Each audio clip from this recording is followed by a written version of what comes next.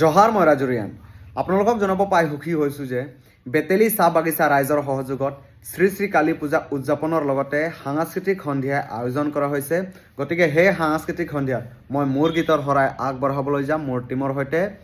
স্থান হ'ল বেতেলী চাহ বাগিচা মাছবাট তথা ওদালগুৰি ডিষ্ট্ৰিক্ট। দিনাংক হ'ল 23, 24 আৰু 25 ডিচেম্বৰ তথা অন্তিম দিনা 25 ডিচেম্বৰ বৃহস্পতিবাৰে মই মোৰ গীতৰ শৰাই আগবঢ়াবলৈ যাম। গতিকে আপোনালোকে সকলোৱে আহিবলৈ নাপাহৰিব। লগতে মই ধন্যবাদ জ্ঞাপন কৰিব বিচাৰিছোঁ president Ashish Tiwari, general manager Beteli tea estate, secretary Suraj Praja, লগতে সদস্যসকল ৰমেশ তান্তি, বিশ্বমিত্ৰা কান্ধ, বিজেন্দ্ৰ কান্ধ, লগতে সমূহ বেতেলী চাহ বাগিচা ৰাইজক মই ধন্যবাদ জ্ঞাপন কৰিছোঁ আপোনালোকে মোক নিমন্ত্ৰণ জনোৱাৰ বাবে।